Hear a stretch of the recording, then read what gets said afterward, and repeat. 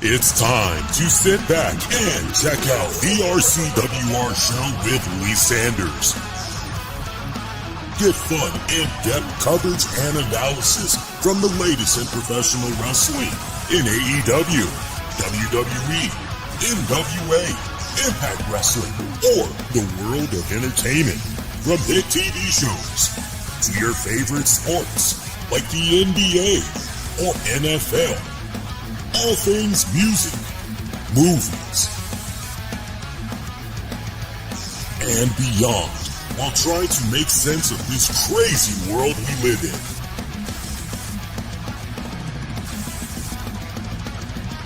All while keeping it honest, insightful, and interactive since 2011.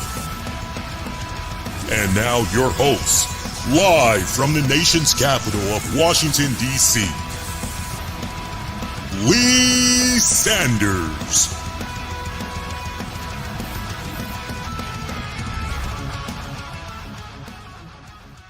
Let's tell Restream they can eat a big fat dick. What's going on, fam?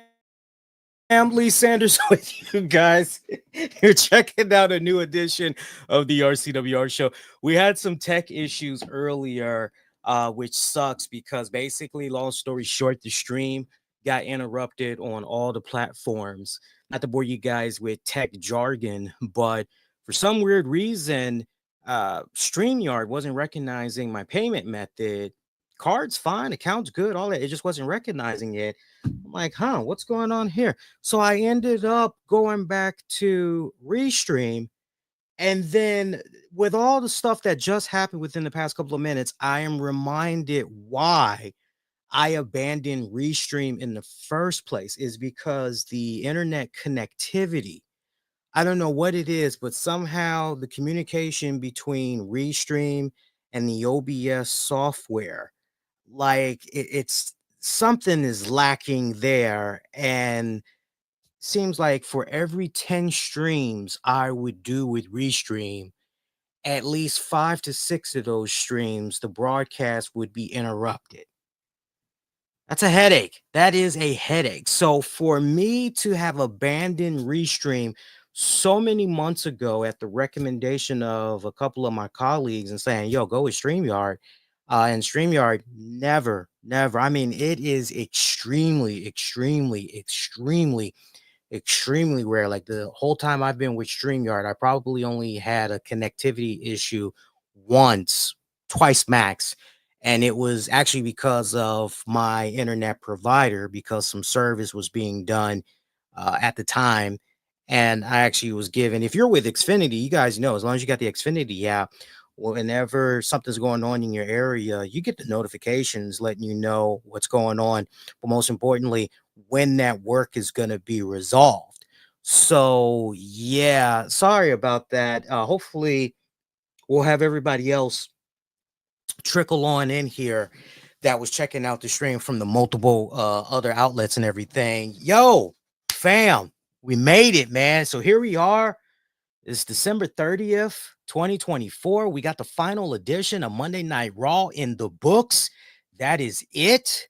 It is the final Raw, not just of 2024, but after more than 31 years, it's the final edition of WWE Raw on cable television, as we're going into a whole new era. We're going into a whole new way of media consumption by consumers and all that, as Raw makes its way to Netflix beginning Monday, January 6th.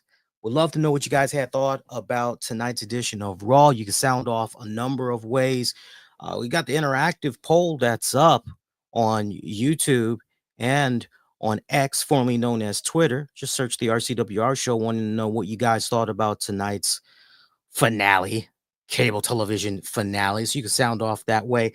And of course, you can always come in with your comments for the next little bit that will be live on the air, or maybe you'll be checking this out for on demand and on the downloads. I hope you all's weekend was fantastic. I hope that extended Christmas break was good, because we had Christmas last Wednesday. So, and remember, our last show was on, I think our last show was on a Monday. I feel like maybe we did a Wednesday show.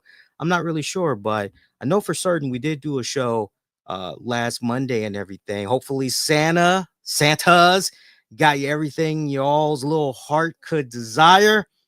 Me, I cannot complain whatsoever. Very nice Christmas. Got some awesome gifts. Of course, the most coolest one of all is this new desk that I've got.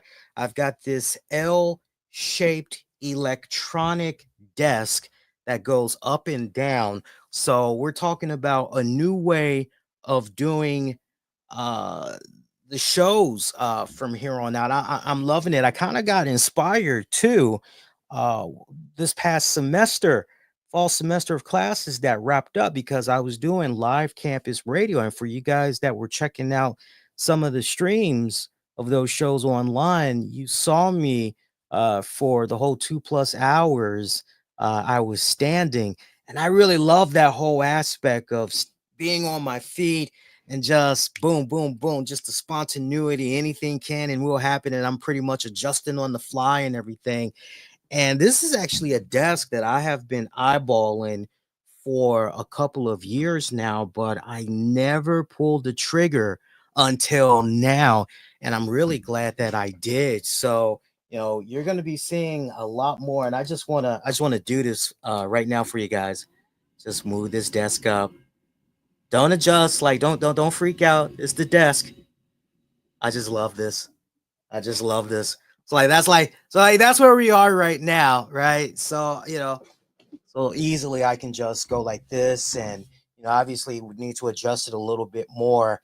I got to do a little bit of moving around because it's not so much this light. I've got this light perfect where it needs to be, but my light that's over here on my right hand side, it's kind of messing with some of my figurines, statues, props that I got over here. So I'm gonna lower this back down for you guys.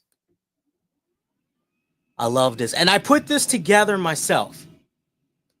See, I think we want it at about. I think we want it at about right here. I think right here. Actually, let me see. Can we get this a little lower? As low as we can get it. Yeah. So I put this together over the Christmas break. I did the vast majority of it. Saturday going into Sunday. And I pretty much I really did not take any breaks. Usually I'm that type of person. I like to take a break, every hour or two, but my God, my wife will tell you, I started assembling this around 4 in the afternoon on Saturday, and I was not done putting it all together until 5:30 in the morning. Yeah. My back let me hear it the next day. Let me tell you, my back was just, ooh, it was stiff like I don't know what, man. So got that. Got a new Ring doorbell too. First time ever that I got a Ring doorbell. Nice, cool present from the mother-in-law. She knows that I've been eyeballing Ring for a couple of years now. And so she got me that. I actually installed that while Raw was on tonight. Pretty easy for those of you that's never considered getting a Ring doorbell. It's actually pretty cool. It's very easy to install.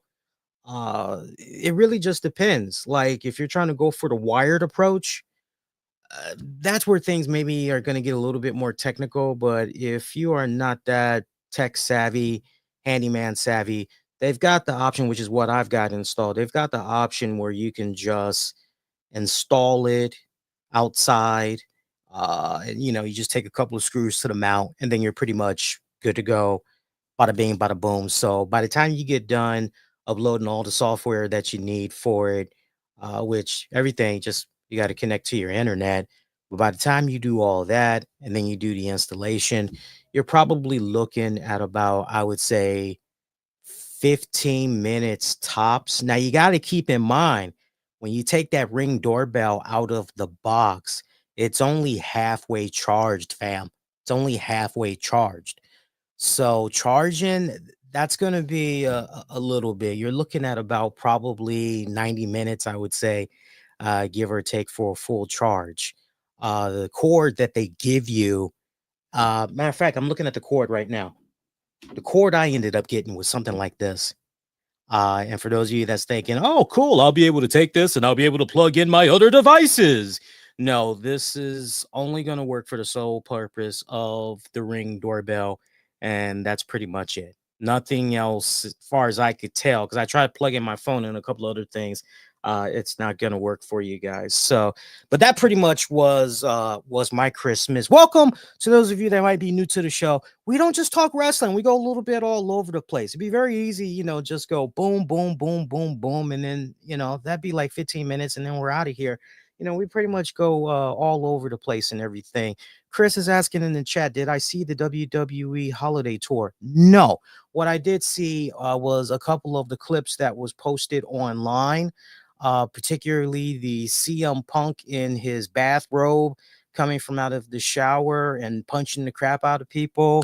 That I gotta say, I marked out. I laughed big time. It was like the funniest damn thing I've seen. It's so weird too, because when that post was circulating online, that video was circulating online, there was a decent amount of people that could not help themselves but try to do the AEW WWE comparison. Like, I know there is when Tony Khan did the stunner and Aubrey Edwards was just overkill selling the move, and oh, how dare you guys, how dare you guys go da da da da da da da da da. And it's kind of one of those things where you go, hey, look, man, I'm not gonna do that. WWE did this and AEW did that. And further of all, since when have you heard me on this show go that route? I've never gone that route. I've pretty much taken each company as it is and what they do as far as the content goes on face value. Why nobody watches those types of shows? Chris, you're kind of answering your own question if you really stop and think about it, because number one, it's a holiday tour type of show. That's what it is. There is no significant value unless a promotion, and I'm not just focusing on WWE, I just mean a promotion in general. Unless a promotion goes out of their way to advertise it, and it's also a situation where it's available for media consumption. Hey, if you got YouTube, come check this out. Hey, if you're on Hulu, come check this out. Or hey, if you're on, we're gonna have this available for you guys to check out. Unless there is some type of heavy advertising that is going on for that show and people are able to access it quite easily, then people aren't going to go out of their way to check it out. I know in the past, particularly, let's talk WWE. We'll stay on WWE for now. I know in previous years, when it came to any type of a holiday tour or a live tour, fans wouldn't care about that. And any longtime listener that's been checking out my show for an extended period of time, I've been very vocal about, at least with WWE and other wrestling promotions, but particularly WWE. I've always said, yo, make these tours, whether it's a holiday tour or it's just a regular live tour, make these tours feel special from the standpoint of, yo, did you go see blah, blah, blah tour over the weekend? No, I didn't even know they were in town. What happened? Oh man, this cool thing. Make it be, in a nutshell, a really cool fan experience where you never know what's gonna happen at those live tours. From legends you wouldn't even think would pop up to, and right down to the point, I would say within the past maybe 5 years, I almost want to say 7 years, but I'll say 5 years tops. We've seen guys like John Cena. He's done exclusive stuff for the WWE tours. He's even done some stuff for the holiday tours and everything. Speaking of John Cena, don't forget his farewell tour officially begins this coming Monday, that Raw premiere on Netflix. So, but unless there's massive advertising, and then here's the other thing that you got to think about, Chris and everybody else. Again, answer your own question. Why nobody watches these type of shows? Think about it. You're running something that is on the week of Christmas. That's a large part of the problem right there. When you're doing stuff on a major holiday such as Thanksgiving, Christmas, New Year's Eve slash New Year's Day, I mean, only the hardcore wrestling fans are gonna care about that type of stuff. And if they're able to somehow check it out online, whether they got to pay a small amount or they're able to watch it for free, then the hardcore fan will go out of their way to check it out. But that casual wrestling fan and or that wrestling fan that is trying to entertain their friends, trying to entertain their family when they're in town for that holiday week, that's what they're going to do, Chris and everybody else. I mean, take me for instance. I mean, let's take this a step further. AEW had did their World's End. If you go back and check out the last show that we did, your man did not even preview the card. Your man did not even talk about the pay-per-view. You know why? I totally did not know that AEW was going to do a pay-per-view pretty much Christmas weekend. I blanked out on it. Then by the time I realized what was going on, I said, oh, snap. I didn't want to do a post show. I did not want to do a post show because it was Christmas weekend. Like, I didn't want to do that because that's usually when everybody is spending time with their loved ones. I did end up watching it. I watched it that night that it premiered. I just decided not to do a post show. But most people, when you got these house show things and all of that, they're spending time with their family. So try to think about those things. What might be exciting to you, I mean, that's great, but don't expect for that next person to pretty much drop whatever they're doing and go check that out because some people just have different priorities. It doesn't make them a bad person. It doesn't mean they suck.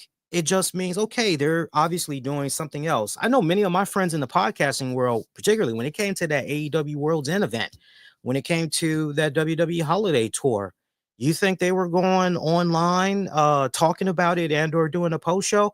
No, they looked at that time, much like I did, for some much needed R&R and spent that time with their loved ones. Right down to the point, most of my friends and colleagues, this is usually that time where they don't even bother putting out a new show. They just put out best of compilations and they save the new stuff for the new upcoming year. They just give you the best of and come back, first week of the new calendar year.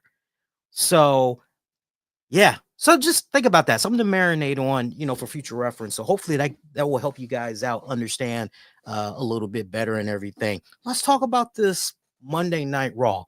All right. So we got this final Raw that was on the USA Network. I said it during the first stream, and I definitely want to reiterate it again.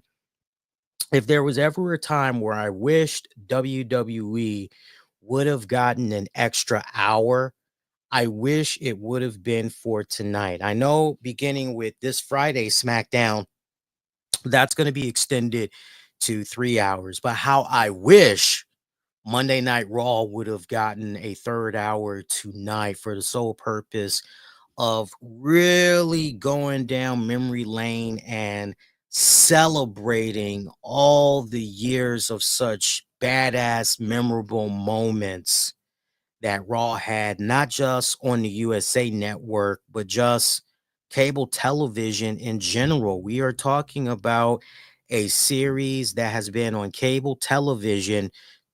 Take your pick, whatever the network you want to throw out there and everything. It's been on cable television for over 31 years. For over 31 years. And although I appreciated the video compilations that we got maybe twice, maybe even 3 times throughout this 2-hour broadcast, it just wasn't enough, I personally feel. I wish we could have had that third hour, so maybe we could have seen different legends pop up and give some of their thoughts about Raw and this new endeavor that it's getting ready to embark on and everything. But it just wasn't meant to be. Now, it's kind of interesting because it's kind of interesting when I say that, because in the past we have seen anniversary editions of Raw where some of them have been a little bit flat, right? But what had me so excited, and there was a lot I was expecting from this 2-hour broadcast, just from a memory lane standpoint, just going back down memory lane, that was very, very lacking. And I just really wish we could have gotten more. You feel me? But I will give WWE this much credit, and that is this was pretty much business as usual. And I appreciated the fact that they loaded this final Raw up with so many superstars. I appreciated the fact that they tried to focus on quality for this final Raw on USA, because let's be honest, and definitely for as long as I have been on the air, when it comes to the final Raw of the calendar year, usually it is a best of, and or you hear about Slammy Award categories, things of that nature. And it's pretty much one of those, okay, so nothing of significance went down. So I can skip this episode. Okay, great. But this was one of those, yo, did you watch Raw? Because we had the semifinals there for the women's Intercontinental Championship tournament. We saw Lyra Valkyria get a win over EO Sky. I love the way that all had played itself out. I'm still a little bit on the fence about Lyra Valkyria. I'm not gonna lie to you guys. I understand WWE has this new ambition. They have this new focus in trying to, really have her connect and get over with the WWE fans. And that in itself is a developing story. But the way that they have positioned her in this tournament, particularly, I got to give them high marks. I think it was a really smart move by them having Lyra Valkyria defeat such an established veteran in EO Sky, someone that has, taken on some of the best, as a former women's champion in her own right.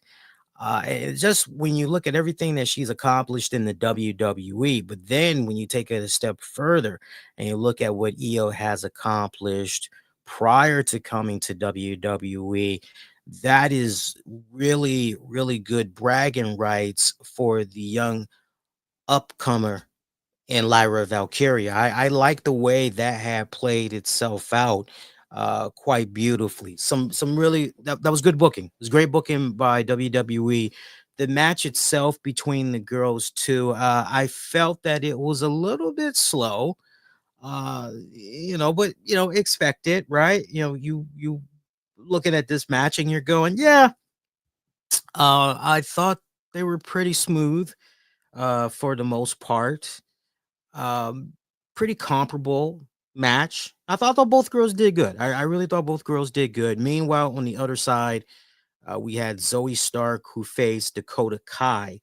Dakota Kai advancing. I thought for sure Zoey Stark was going to be going into the finals here, because it just seems like Zoey has really started to find her stride. Uh, it's interesting too, because you would have thought that stride would have been more established when Trish Stratus was paired up with Zoe there for that hot little bit, but uh no, it's interesting because if anything, it just seemed like Trish commanded the spotlight much more than Zoe. You were more interested in Trish and what all she was going to do as opposed to Zoe. Zoe was sadly a afterthought. So I really have been enjoying the work of Zoe these past couple of months, and I thought for sure she was gonna advance, but it just was not meant to be. Some really good stuff by both of those girls, Dakota Kai, Zoe Stark. Thoroughly had enjoyed that. Um, Very curious to see what's going to happen with Zoe Stark next, though. I'm very, very curious to see what's going to happen with her next up. So we got Dakota Kai, Lyra Valkyria in the finals. We're going to know who's going to be the inaugural Intercontinental Women's Champion on the, I believe they said January 13th edition of Monday Night Raw. I'm actually looking at the calendar right now. And yes, I did hear that right. On Monday, January 13th, that's when we're going to know who the winner of that is going to be. But good, solid women's matches for those tournament joints. And, for those of you, before you ask, who do I have winning? I said when this tournament began and we pretty much saw where everybody was, I said, well, if Lyra's in this, it makes a lot of sense since they're trying to rebuild her, slightly repackage her and everything to the WWE fan base. It makes a lot of sense for her to advance, especially if you're, really trying to build up a future star and everything. So I'm not going to waver from that now. I went with Lyra Valkyria several weeks back. I'm going to stay with Lyra. Lyra is going to be my one that I see pretty much going all the way. So we'll see how all of that pans itself out. Some other action, by the way, Houston, Texas, Toyota Center. You guys, great crowd tonight. Fantastic crowd. It felt, some weeks where you have a bit of an average episode of wrestling programming, this is where the fans that's in attendance really come into play and can really be that difference maker in what you're watching. And the fans there in Houston, Texas, I loved their energy. It felt like, as it should, for a final Raw cable television. This crowd, they really brought it. I enjoyed that. What a great ovation for Jey Uso opening up the show and all that. I mean, that crowd was just in the palm of his hands. I loved it. I loved it. New Day tried to open up the show because we were told it was going to be Jey Uso, but New Day came out and just the reactions that they got, they are still being vilified there. They could barely get any words out. Jey Uso pretty much had to come out there and Jay's like, no, let's hear what these guys got to say. Let's give them the benefit of doubt and let's hear what these guys got to say. And New Day could barely get anything out there, to which Jey Uso pretty much tells them New Day sucks. And it's like, oh, just poor New Day. New Day had to tuck their tail between the legs and just pretty much roll out. Solo Sikoa appearing on the Titantron, pretty much saying, hey, Jay should have stuck with them instead of going back to Roman Reigns. And then next week, Solo Sikoa will become the official tribal chief, and everyone afterwards will acknowledge him. Jey Uso, not realizing that Drew McIntyre uh, was apparently sneaking in there, attacked him, tried to get off a Claymore kick. Uso was able to counter with a super kick, but come on, the odds of you dodging two Claymore kicks, eventually Drew McIntyre had Jey Uso's behind, leaving him laid out. So nice. Oh, and as a result of all of that, that panned out, we would find out later on in the night, also going down for that Raw premiere. It'll be Jey Uso taking on Drew McIntyre one-on-one. That should be pretty damn good matchup there. Otis picking up a win over, actually, no, correction. Chad Gable picking up a win over Otis via submission. Um, it's okay. It was all right. Yeah, it's interesting because right before this match played out, Chad Gable had talked about how basically 2025 was going to be his year. A lot of stuff didn't obviously go his way this calendar year, but basically he said, look, this final Raw and everything, I'm looking to end it on a good note as 2025 draws near, and that's by picking up a win over that loser Otis. So, he did just that and everything. If Chad Gable does not have a big breakout year at 2025, kind of doing. Oh, hang on, guys. What's going on there?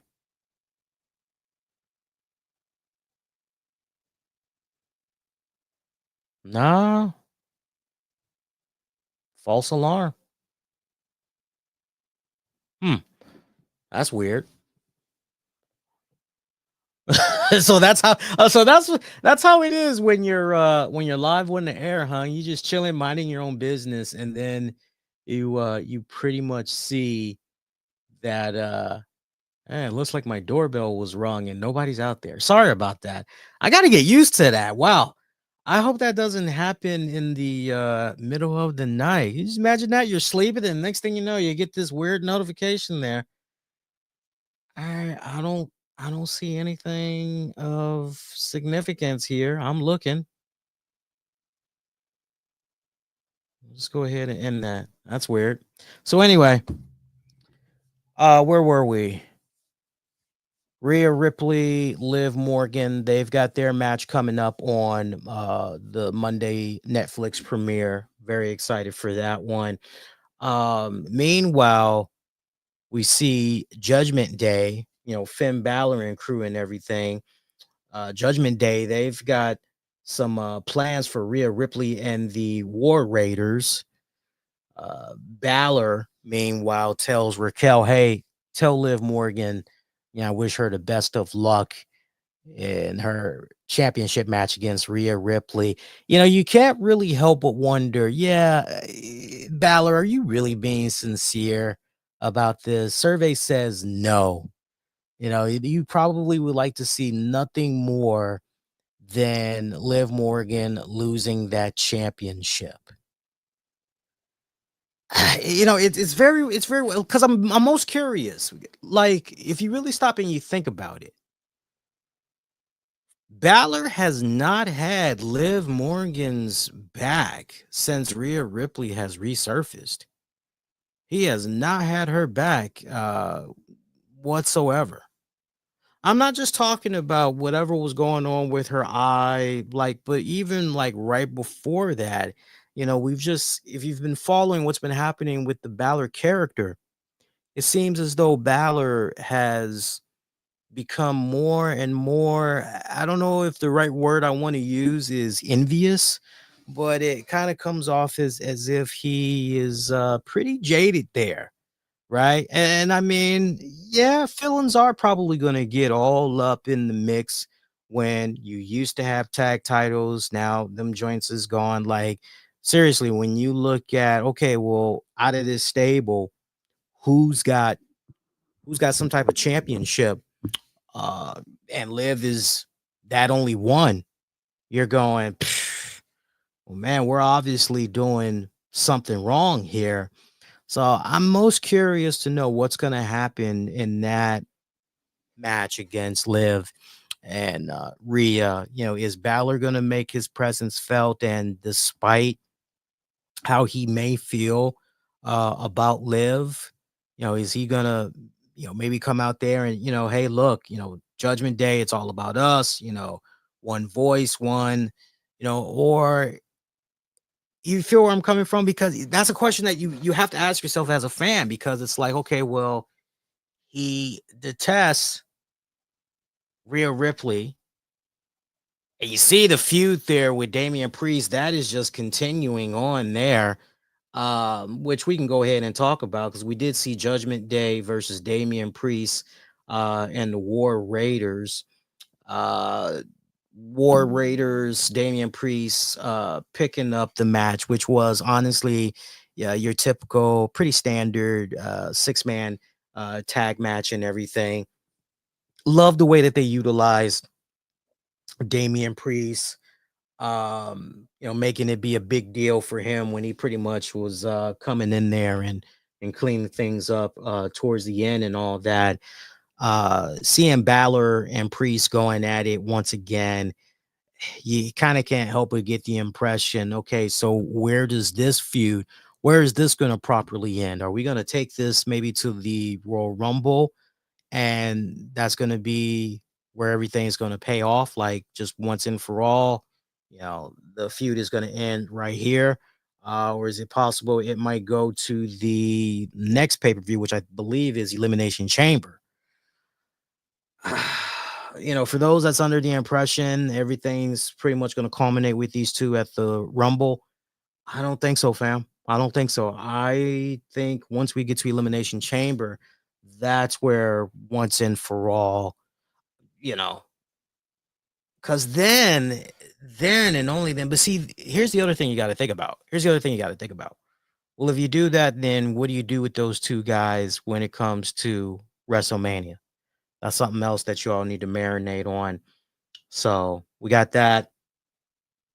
R-Truth taking on Pete Dunne.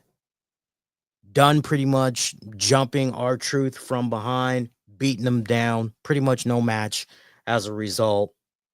Get a continuation of that one next week, without a doubt. From there, just seeing if there's anything else. I think we went through all the matches here. Just looking in my notes.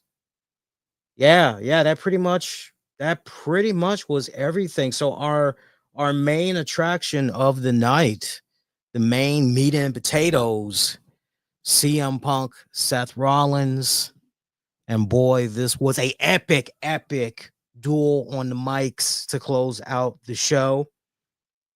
I loved it. Great stuff by both men. Very memorable. Talk about shots fired, right? I mean, fam, shots fired in this segment. I mean, there were so many good little one-liners in here. Both of these guys trading insults. I love particularly the part where Seth Rollins, because I gotta admit, the first little bit of it, it was regurgitated. But where they had my ears burning, and much of the fans in Texas there had their ears burning, was when Seth Rollins pretty much said, yeah, and look at what happened with you. You left this company, you abandoned this company, you took your ball, you went home, you went on your friend's podcast bashing this place. And then afterwards, you spent so many years bashing this company. And then look at what happened. You come back, you go to that you go to the competition for a boatload of money. And look how that turned out for you. And the crowd, I mean, I loved it. I love that crowd when Rollins said that. That got them popping so damn hard. And it was just nice to go, this crowd, not only do they get it, but this crowd has been there practically for the whole journey. They know everything as far as what was going on with Punk and the whole AEW and just all those little nuances. Like, this is the right crowd to cut that type of promo in front of. This is your I hate using the word smart, because when I use the word smart, I mean it in the most respectful way, because this crowd to me was a crowd that is resourceful. This was a crowd that knows their stuff. They practically, for the most part, know all things wrestling, right? At least when it comes to certain characters. So I loved that they popped so hard hearing Rollins say all that. And then for CM Punk to come right back. And there was something he said. Along the lines where when he mentions AEW, he pretty much says, I liked where I was working. Don't get it wrong. I just didn't like the guy in charge.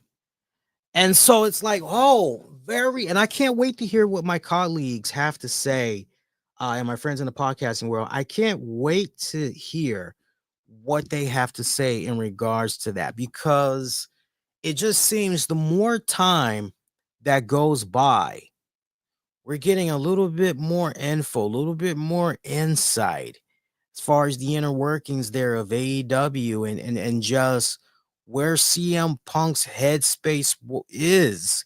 Like, who was it particularly did he have, issues with and everything. And it's just when you hear him say, hey, I liked where I was working, it was just fine. I just couldn't get along with one guy, and you're going, so that guy, surely that guy is not Jack Perry. I know a lot of people are going to be like Jack Perry, but I would beg to differ. I would say no, his issue was with Tony Khan, and we documented it here on the show, and everything was going down in real time.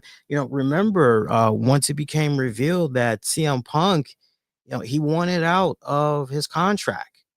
He went way before the Jack Perry stuff went down. He goes to Tony Khan and he's like, look, just go ahead, let me out of my contract. Just let me. And Tony Khan's like, no, no, no, no, no.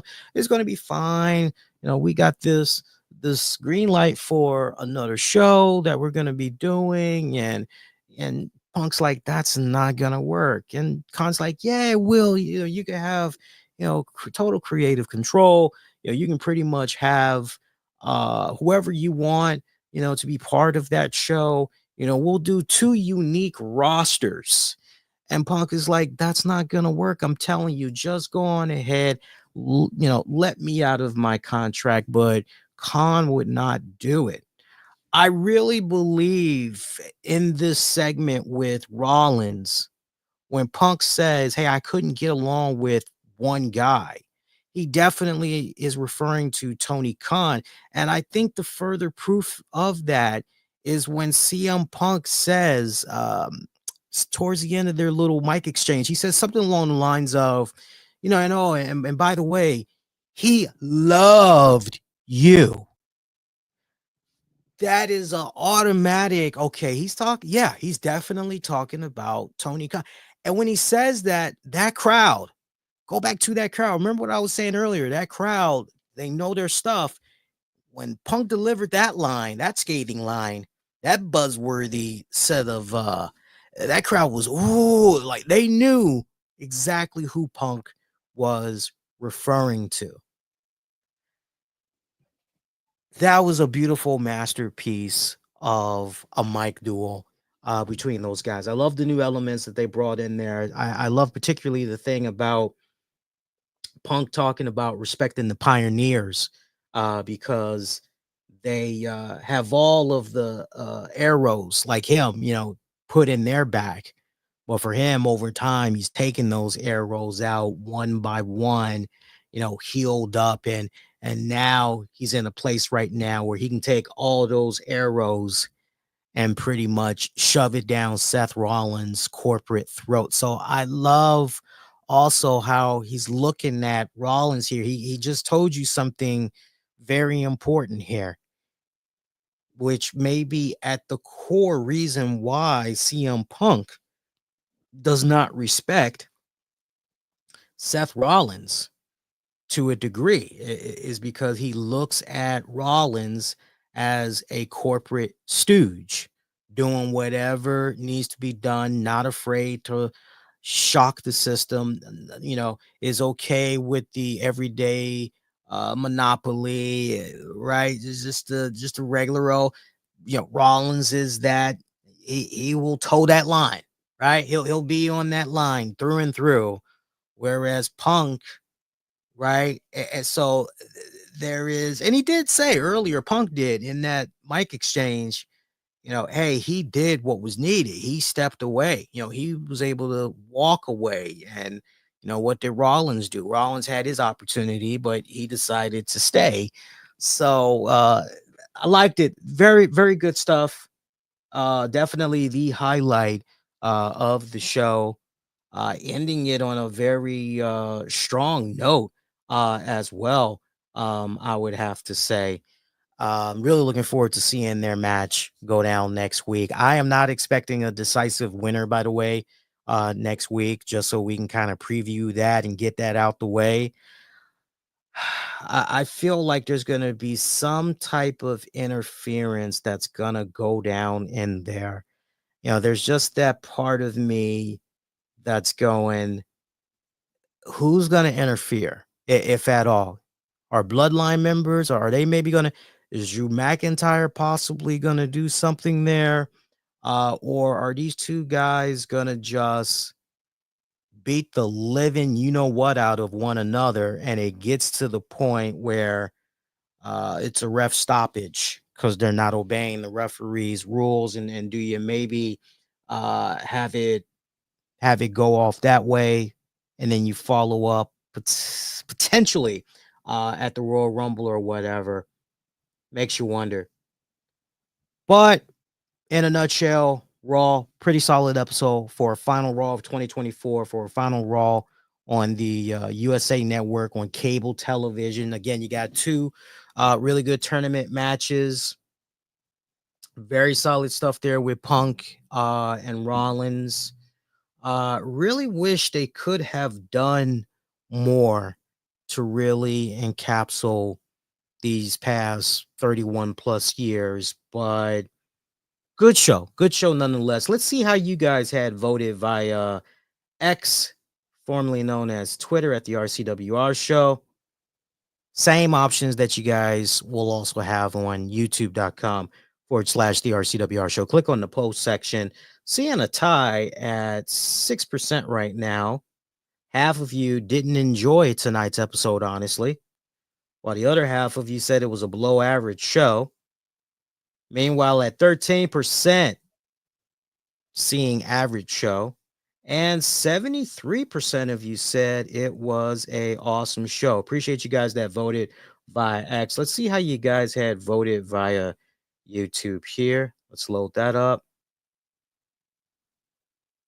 And let's see what we got here.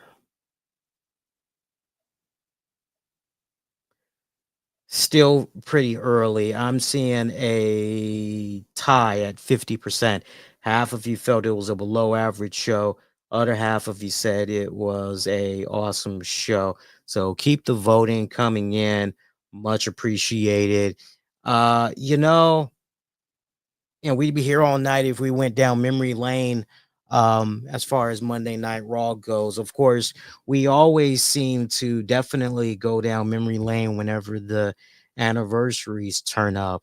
Raw 5, Raw 10, Raw 15, Raw 20, Raw 25, Raw 30. We always have our favorite memories and everything.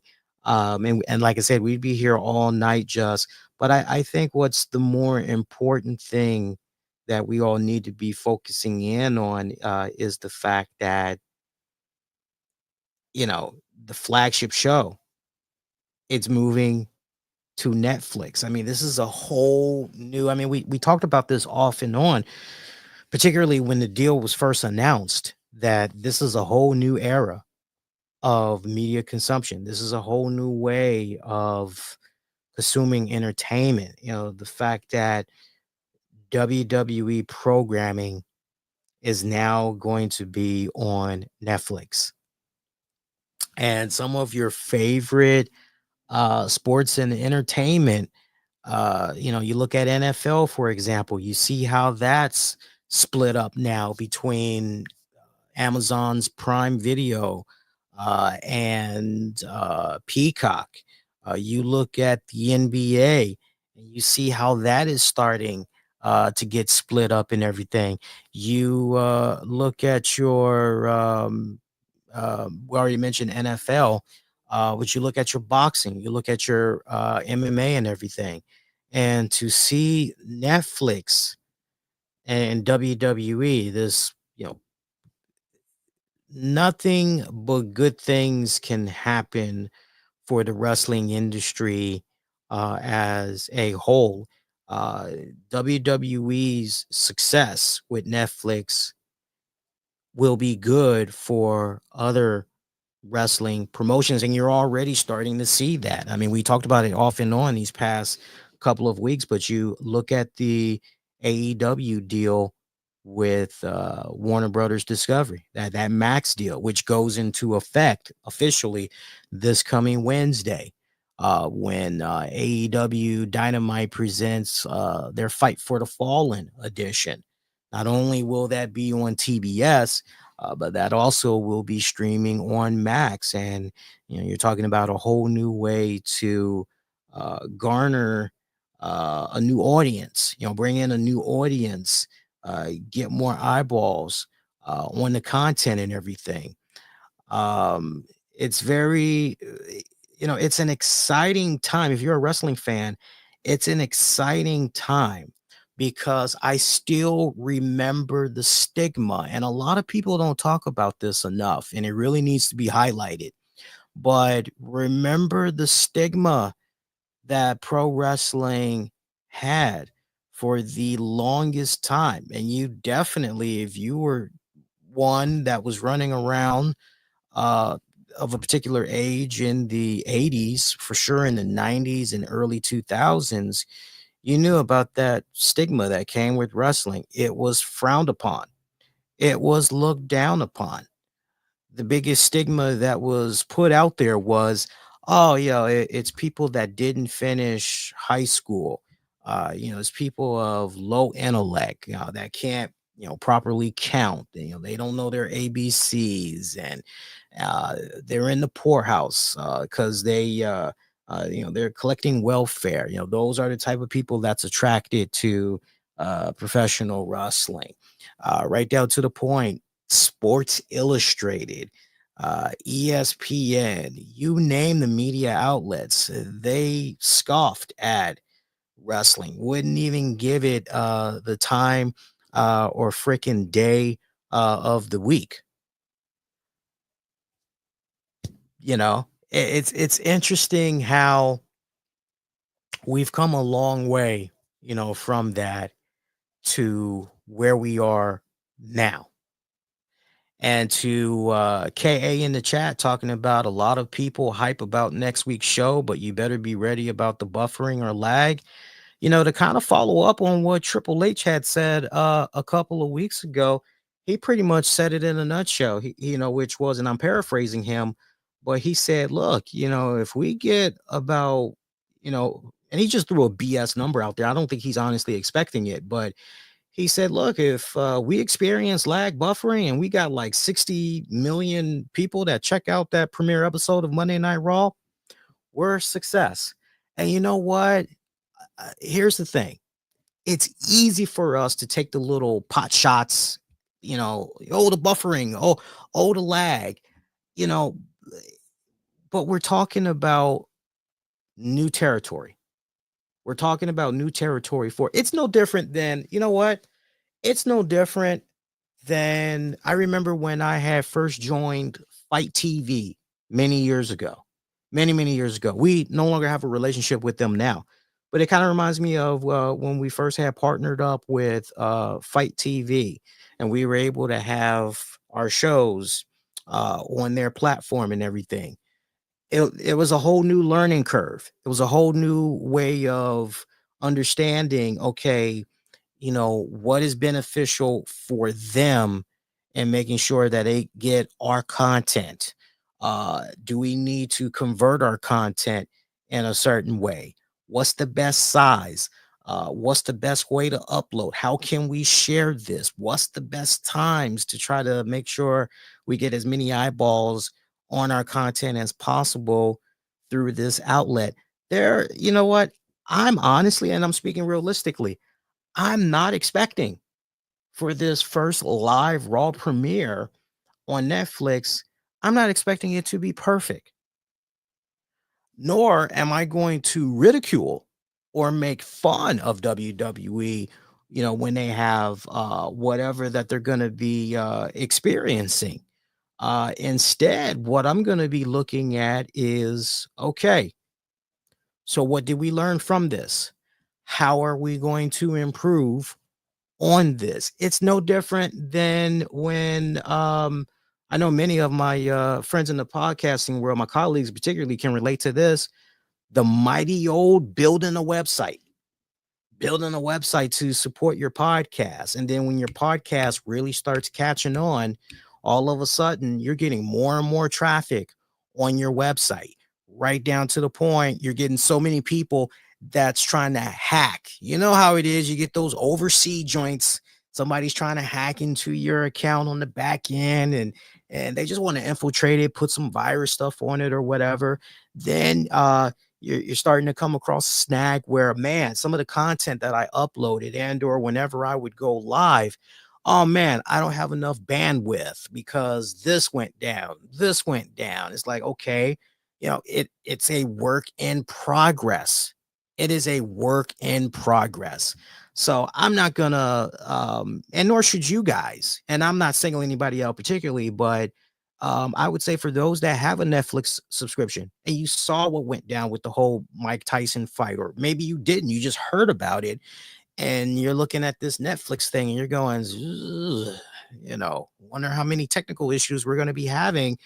Look, if we all are here next Monday night, and we will be here next Monday night, and Raw doesn't have any tech issues, great. Also, let's make sure that we draw the line in the sand here when I say this. For any tech issues that does come about, let's make sure we draw the line in the sand. It's not going to be WWE's fault, because WWE has had the same great team that's been at play for so many decades now. They know how to do these shows. Everything is ultimately, any connectivity issues, lagging, or whatever the hell you want to call it, that's going to be at the feet of Netflix. So let's make sure we get that crystal clear in everything. But it's a work in progress. Everybody is going to learn at the very same time, and they're going to be able to adapt rather quickly. I still remember the ridicule and the jokes that was made about the WWE network when it launched so many years ago. Oh, it's gonna fail. What is WWE thinking? And I remember the launch. It was a little bit rocky. It was a little bit rocky there. But for those of us that, nah, you know what, we had the we had the hindsight, right? We were able to see, nah, man, this is like a game changer. They just got to work out some kinks here, but nah, these guys, they're definitely on something here. It's literally the same page from the playbook, right? It's called something different, but it's the same play from the same playbook. WWE on Netflix is going to be just fine. And there's something else you guys need to think about too. Keep note of everybody that is going to complain about lagging or blah this and blah that, but also keep this in mind. Netflix, not for nothing. It's not like all of a sudden 2024, 2025, bam, all of a sudden Netflix decided they wanted to do live entertainment, live sports. Not for nothing, but for off and on for about, I want to say 5 years, but I'll say 4. I'll say 4 so I don't overcharge myself. But at least for 4 years now, Netflix has been playing around with live specials, live entertainment slash events, sporting events. So not for nothing, but it's not like this is not Netflix's first rodeo. It's just unfortunately when you had something like the Mike Tyson, uh, Jake Paul thing go down, and you had so many variables that, for whatever respected reason, right? This is why you have a decent amount of people that's now going, oof. But make no mistake about it, this is not like it's Netflix's first rodeo, what they're getting ready to do with WWE. Now, it would be their first rodeo, far as I am able to tell. It would be their first rodeo from the standpoint of, as far as a weekly episodic series.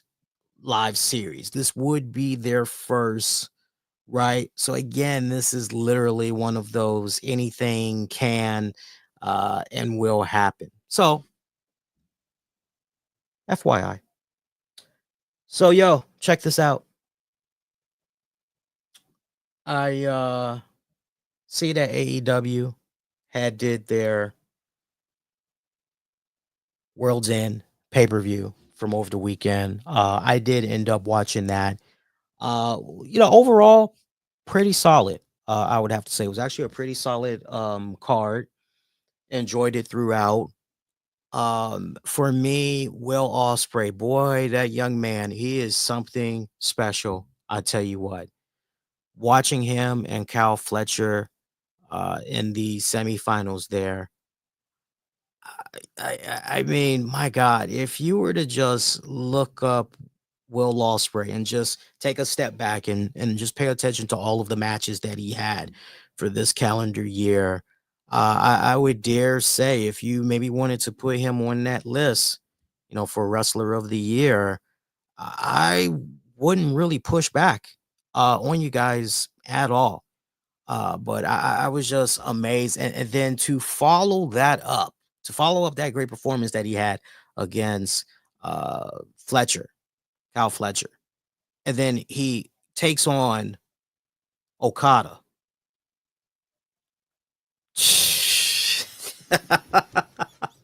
God damn.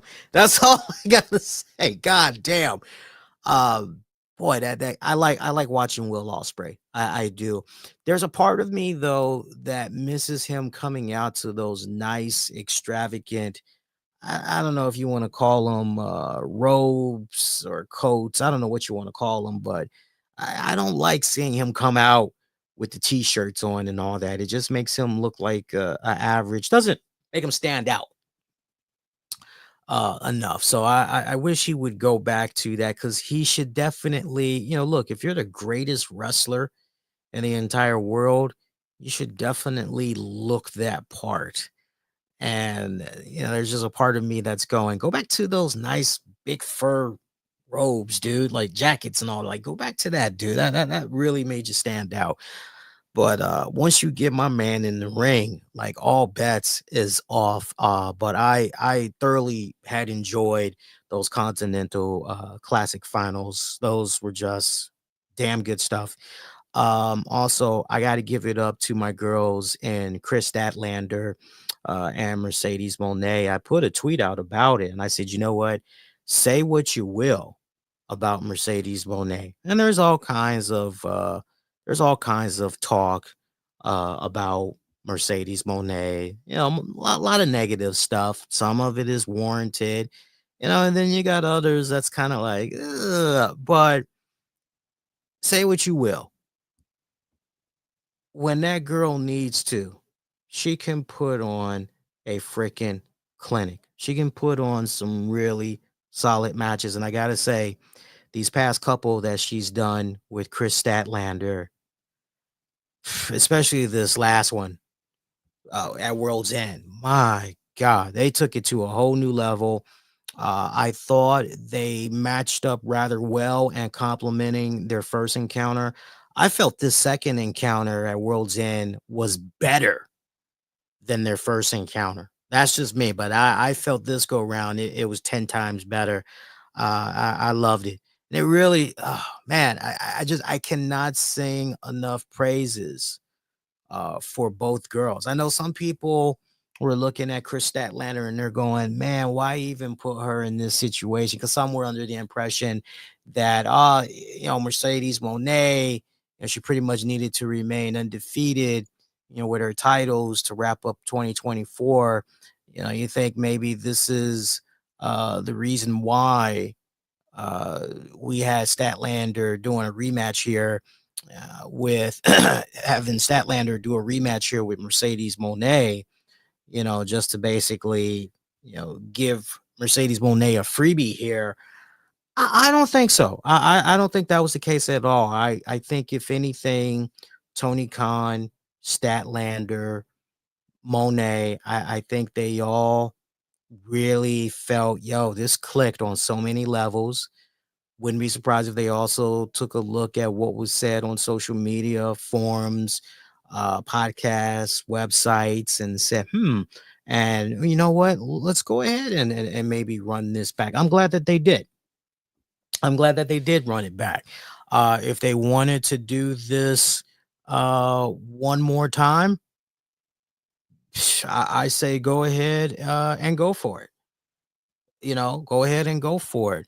But Chris Statlander, I continue to be amazed by everything that she's able to do in that ring. And she's a big girl. And I mean that in the most complimentary way because Lee loves his big girls. She's a big girl, though, and just she is so, what's the right word? Not universal, not flexible. But I am kind of like, and those are the words that kind of come to my head right now. Versatile. That's the word I'm looking for. She's very versatile. And just some of the stuff that she's able to do in there, like you wouldn't expect her to be able to. And they really complement each other extremely well. I gotta say, very, very, very good. Tony Storm, Layla Gray, and Zero Hour. I continue to be a little bit baffled by the booking of the returning Tony Storm. I know some people tried to justify it and everything. Like we saw her appearance being wasted on Rampage 2 weeks ago, a series that pretty much is being canceled. Oh, it is canceled now, I was a little sad too, by the way. Rampage ending. I did cover it one more time this past Friday over on the 411 Mania website, and it was nice. I had some of the staff members. They pretty much, hey, what's next? What are you going to be up to now? What you're going to be doing? And I told him and everything. And I know that some of them definitely want me to stay in contact, and I will. There was even a joint like, hey, maybe we can get you to come back and fill in from time to time. And I said, yeah, I said, look, let's do me like Jesse Ventura, only it doesn't take 40 years for me to come back to full one mania. But yeah, I'd be down for covering some key events and all that. But it was sad. It was sad seeing how Rampage had ended. And anyway, I'll talk more about Rampage in a little bit. But I was thinking about Rampage. Layla Gray, she just popped up in my head. But Tony Storm, they waste that appearance of her, having her wrestle on Rampage 2 weeks ago. I'm like, then we follow it up, and now we've got her on 0 Hour taking on Layla Gray. Greatest line of the night, though, one of a couple of, but one of the greatest lines of the night from that 0 Hour. Nigel McGuinness. You know who Tony Storm reminds me of? And I don't know if it was Shivani or Excalibur, but somebody said classic Tony Storm. And Nigel's like, Gwen Stefani. And everybody is quiet. It's just freaking crickets. And Excalibur's like, yeah. So anyway, I died. I'm like, come on. Like, we can't, you don't see that? Like, she does kind of look a little bit like Gwen Stefani a little bit. Fine match though, with Layla Gray. Layla Gray, girl's been putting in the work now for about 4 years. She is continuing to improve week in and week out. She's coming along. That Layla Gray, she's coming along. I got nothing negative to say at all. Not that I was looking for anything negative to say. I thought that both girls put on a rather decent match. Rather decent match. Wasn't a terrible match by any stretch, but I'm just playing it back in my head, and everything. Of thinking about how Layla Gray operated, basic mechanics and all that. She did fine. She put on a pretty decent matchup. Jarrett QT Marshall actually wasn't that bad of a match, believe it or not. Actually, it was not a bad match. QT Marshall really leaning into the crowd, as I always like to say, get some type of a reaction. Any type of reaction is better than no reaction at all. And say what you will about QT Marshall, the guy knows how to get a reaction there.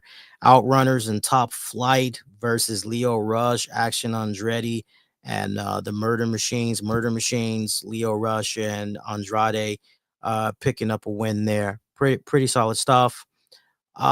Your main show, we already talked about some of those Continental Classic matches there, so we can jump ahead a little bit. The Tijuana Street fight between Mariah May and Thunder Rosa. The Mariah May, still your AEW Women's Champion. Fun match. Actually a fun match. Love the stipulation that was at place there. Here's the thing. I never thought for a second Mariah May was going to lose the championship, though. I never got that impression whatsoever. So, if Thunder Rosa is ultimately going to get that AEW Women's Championship, first of all, I don't think she's going to be getting it off of Mariah May. I don't see that happening whatsoever. I still feel that the real redemption arc is eventually Mariah May and Toni Storm. They cross paths again. You gotta somehow, but at the same time, you also gotta pay attention to the crowd and go with the waves of the crowd. Because whoever they're really, really feeling, you definitely gotta have that play heavily into your consideration as well, especially if it's just overwhelming. You feel where I'm coming from, fam? So, kind of keeping that in mind. Perfect world scenario, Toni Storm should be the one to ultimately circle back and they run that again. But I'm actually hoping that rather than a Thunder Rosa, maybe ultimately it's a Willow Nightingale. You definitely want to put a Queen Amanada into the mix as well. It's funny seeing all of this stuff and how it's playing out with the women's division, which is at its very best right now when you look at the depth that's on that roster, because it's serious depth that they got. It's just interesting that we keep seeing Britt Baker. 1 minute she's here, and then she's gone for several weeks, and all of that. Dynamite Diamond Ring, MJF versus Adam Cole. MJF, Heat Seeker connecting, picking up the win. It's interesting. It's interesting because you look at this match and you're realizing that, this is a heated, bitter feud between these two guys, right? I mean, these men, they cannot stand each other, all that crap, right? And it's interesting because I'm remembering how Will Ospreay in the first match, how he got busted open big time. I mean, it was really, really, really bad. And I don't know, for those of you that were watching World's End, if you were thinking about this, but when I saw that crimson face of his, I couldn't help but go, shit, what does this mean for MJF and Adam Cole later on in their match? Because you're just thinking in your head, if you're thinking like I am, you're thinking, you know, this match is, this is a feud, this is a fight. So this is probably going to get some color, blood, right? Probably going to get some color. And sure enough, there was, but it just wasn't quite the same, because you're looking at what was going on with Will Ospreay earlier, and you're going, damn, somebody get a medic, like just stop the match real quick, take 5 minutes. Like, this guy's probably going to pass out or something. Like, let's get him stitched up or whatever. And then by the time you get to MJF and Adam Cole, you're like, oh, baby's dripping a little bloody blood there, a little boo-boo. It's just, that's just how it that's just how it came off there and everything. So MJF, the Dynamite ring, what is this, year 5 now? 5 years in a row, whatever the hell the number is. But on the flip side to that, we pretty much saw the reunion of I don't know, the undisputed era, whatever the hell they want to call themselves, undisputed kingdom, whatever the hell they want to call themselves. Uh, Cole and Kylie O'Reilly and Roderick Strong and just all those guys, seeing them standing tall, beating the hell out of MJF, nice little cool moment and everything. AEW Intercontinental Championship match, Takesha taking on Powerhouse Hobbs. Takesha still the champion. Very solid stuff here by both men. Good stuff. Love the near falls. Crowd really got into it. There's a couple of scary spots in here. I remember there was a top rope spot in particular. I'm trying to remember if it was Powerhouse Hobbs that went up there. I'm going, big man, why are you doing that? Like, big man, stay where you are. Like, just grounded, big man, grounded, stay grounded. Of course, Kenny Omega returning as we had Christopher Daniels come out.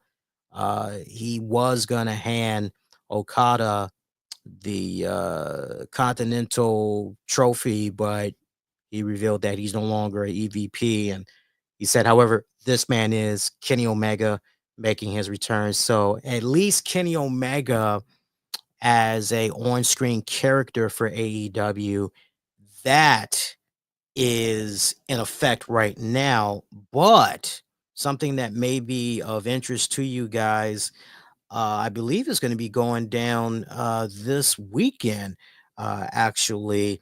New Japan Pro Wrestling.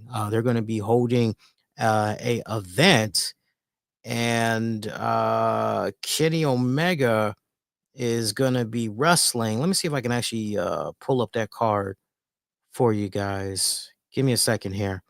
Because I was looking at that card and I saw some of the faces that was popping up, and I said, you know what? This is actually, this looks like it's going to be pretty good here. Let me see here. I think, I think, I think I have it. I think I have it. Let me see here. No, no, no, no, no. That's not it. Kenny Omega is supposed to be doing something. Hang on here. See, that's going to bother me now. Kenny Omega returns to wrestling. Let me do that. And let me see. Give me a second here, guys. I'm trying to see if I can find it here.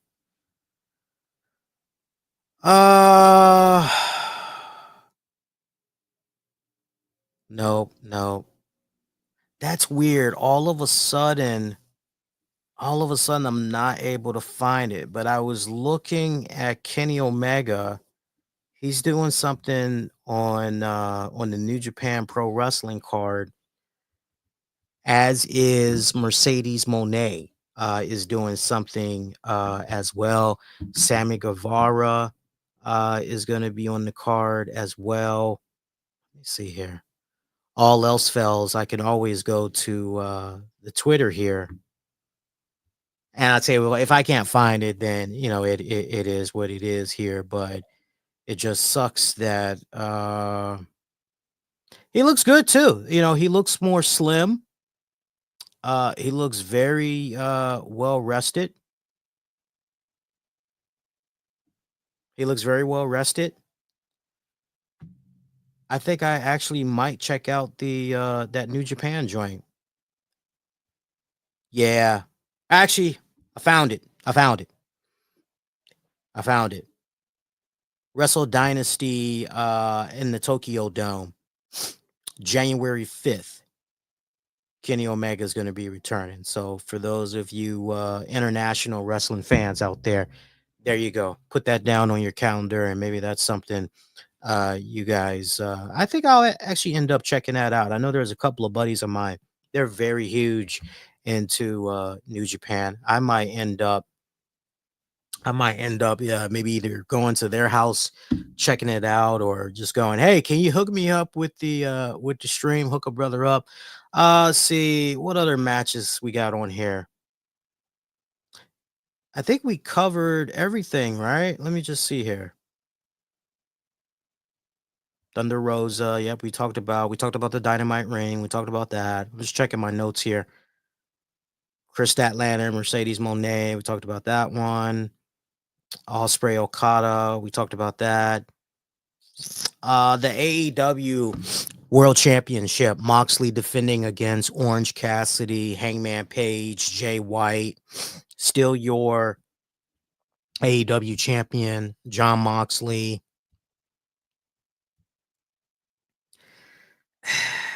I didn't like how it pretty much broke into a we got to do our signatures, we got to do our finishers, we got to get in all our shit. I didn't like how it pretty much broke down in that type of fashion and that type of chaos. Yet at the same time, when you look at how Moxley and his Death Riders have been operating, it's been all about causing a bit of anarchy. It's been all about causing chaos. So it's kind of interesting how all of that you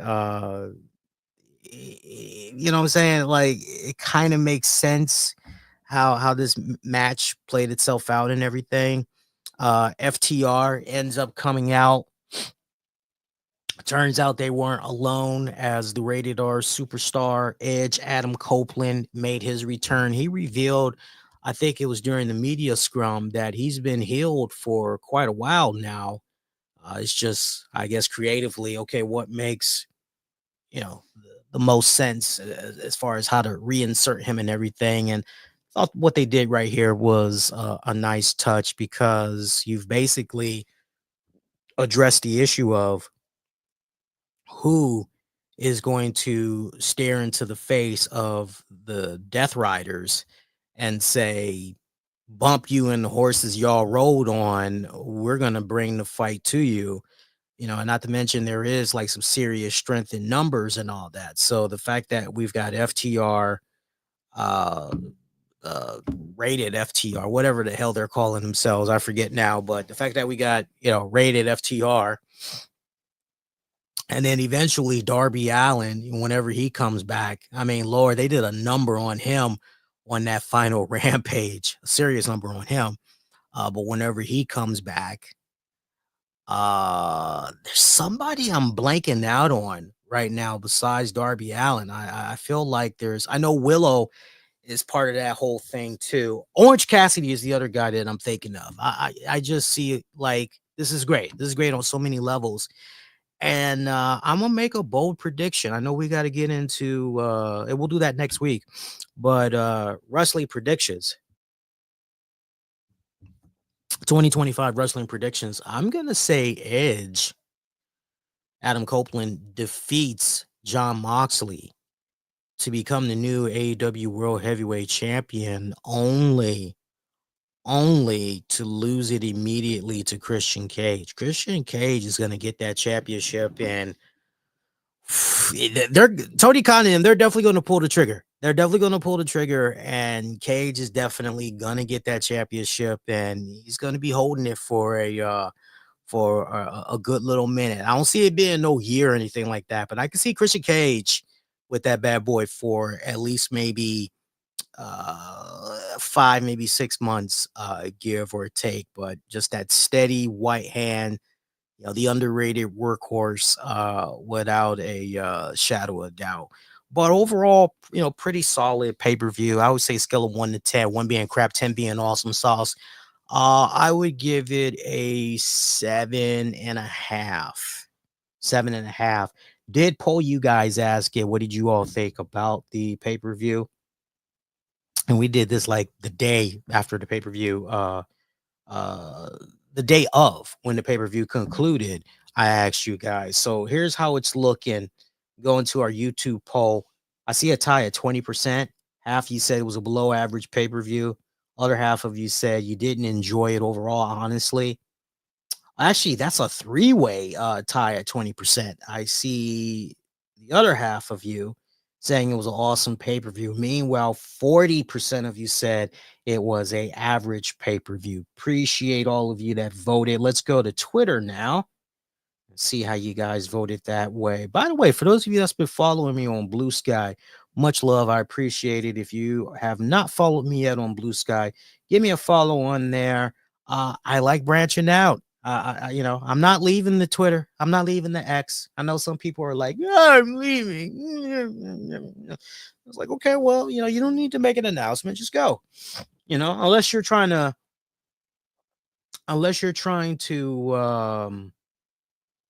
what's this? A new Joker? Hang on a second. I'm on Twitter and what's this here? Actor Bill Skarsgård has expressed his interest in playing the Joker in the DC universe, suggesting he could offer a unique interpretation of the character. Meanwhile, Jason Momoa, he's been cast as Lobo, right? I think James Gunn nailed that perfectly. He nailed that. I can't wait to see how Jason does. By the way, what is up with those Monopoly Go commercials? This guy, him, Kiki, and Chris Pratt. It's just funny when I watch that. It really is. By the way, now that I've said that, watch that Monopoly Go commercial next time. On one of them, when they're showing Kiki, you hear the little narrator. He goes, Kiki!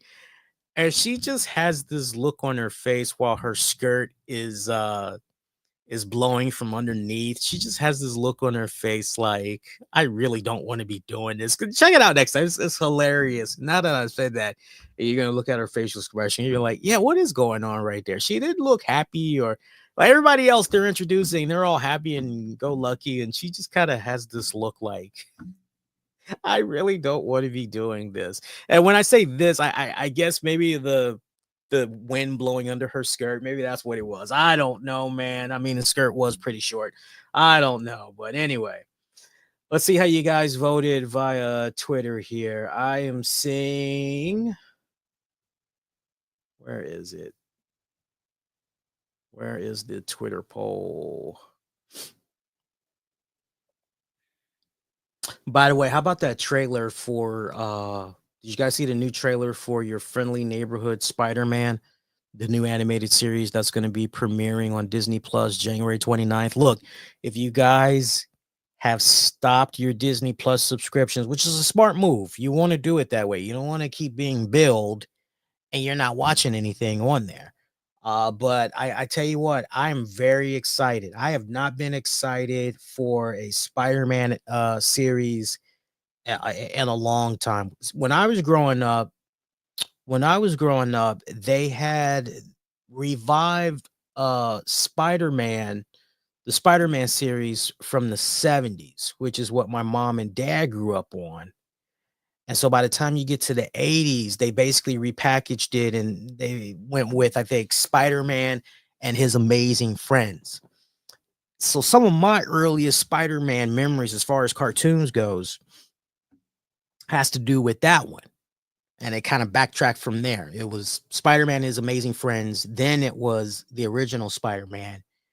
And then, of course, the Spider-Man from the 90s. I mean, that was just killer freaking good. I enjoyed those, so I have those in such high regard.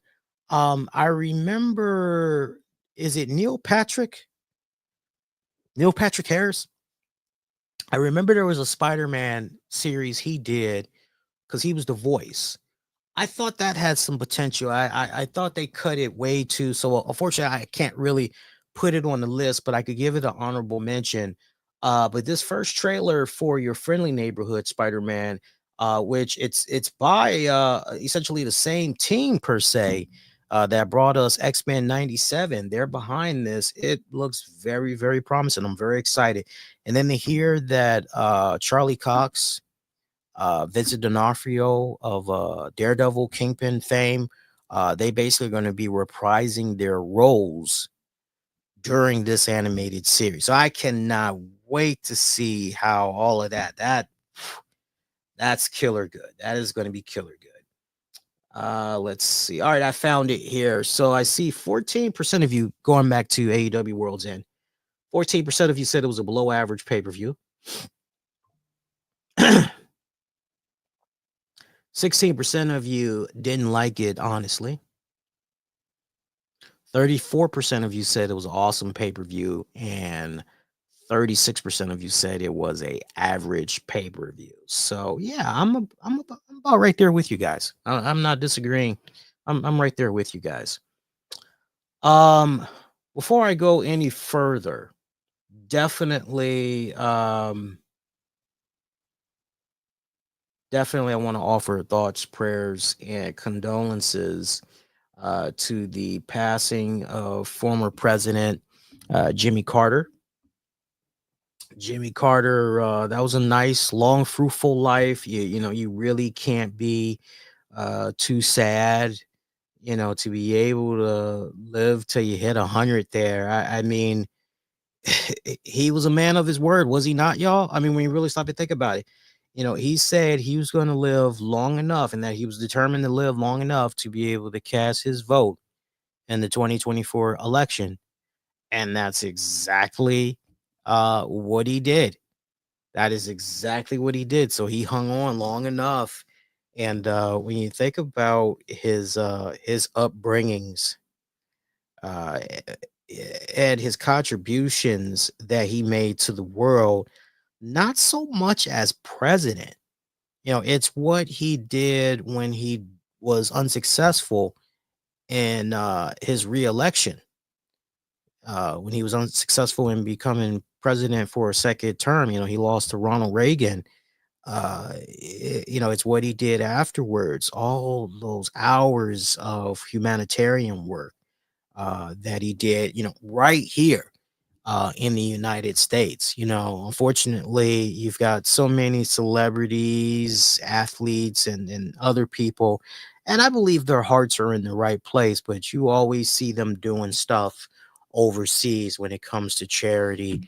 You know, I don't know about you guys, but I've always been a firm believer the real charity starts in your own backyard. It starts at home, you know, and pretty much grow from there and everything. But uh very touching, you know, see a lot of the sympathy, support, and condolences, kind words that everybody has been saying all throughout social media and everything. And I'm not sure when the funeral is, because I mean that pretty much was announced about his passing over the weekend, but lost a good one there. Also, on a wrestling related note, for those of you that at some point checked out the NWA promotion, if you haven't really been caught up on your NWA news, oh, shout out to Muhammad. Muhammad is saying apparently the funeral for Jimmy Carter is going to be held on January 9th. Again, on January 9th. For you wrestling fans, the NWA. Maybe you haven't checked on the NWA promotion in a good minute, but it's with sad news. I share with you guys that the wrestler Jax Dane passed away on Christmas. I was very stunned when I heard this because I was like, whoa, whoa, whoa, whoa, wait. Like, this guy wasn't even 50 years old. He's like in his late 40s. I hear this and I took a serious pause because I literally just turned 44 a couple of weeks ago. And Jax Dane is like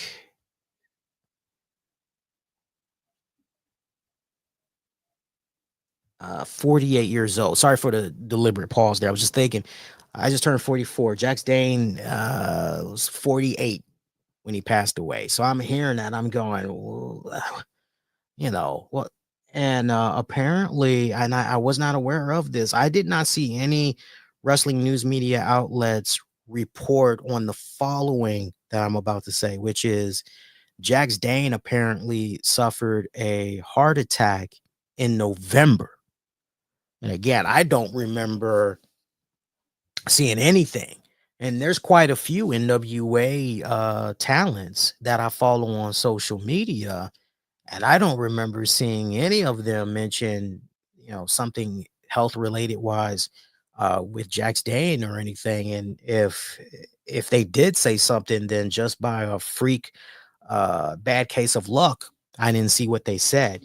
But he suffered a heart attack sometime in November, and he died from the complications of that heart attack on Christmas Day. So that was just, very heartbreaking. I know, as part of my sound off or send off, if you will, closing remarks for covering AEW Rampage, there was a video I had put out where I talked about Jax Dane, and I also said that any information as far as funeral arrangements, some type of a GoFundMe or something, I would share with you guys. Hopefully, by the time we came on the air, and shout out to my friend Jeremy over on 401 Mania. He actually had shared an update because I pretty much noticed these guys were the first as far as I was concerned. Noted that funeral services have been announced for the NWA star.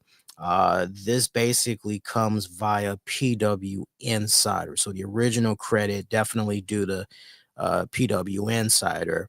But I know that, or at least on my feed and like throughout other social media outlets, Full One Mania was who I saw to be among the first there. But it looks like, let's see here, Sunday, January 12th. Sunday, January 12th.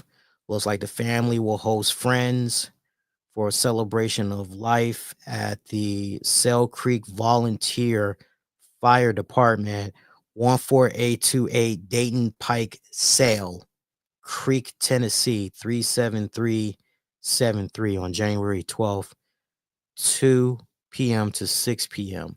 To send flowers to the family or plant a tree in memory of Jeremy Wayne Layman, Jax Dane. Please visit their floral store.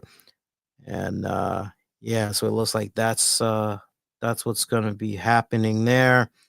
I'm just trying to see if there is a GoFundMe as well. Let me check out PW Insider's link real quick and try to see if something has been set up here. I don't see anything about a GoFundMe right now. I'm just seeing something about, as I mentioned earlier, the thing about sending flowers or planting a tree. I'll include the links in the episode description so you guys can, if you want to contribute, you could do that. But very sad to hear. We lost a lot of people this year, man. We lost some heavy hitting names. It just would not do justice to take a moment and remember, because we'd be here all night, because just when we think we mentioned everybody, don't forget. I remember there was one year we tried that, and that's exactly what happened. We had listeners that kept, hey, don't forget this person, and this person. It's like we just be in agreement just as far as heavy hitting names. We lost some good ones. We lost some good ones this year. I remember I was watching the news a couple of days ago, and I think it was maybe, if not Turner Classic Movies, because they got something that they put together online. There was somebody else. It was another outlet. And I was just like, wow, that was all this year.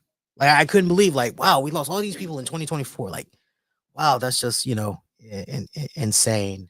And, but for Jax Dane, only 48.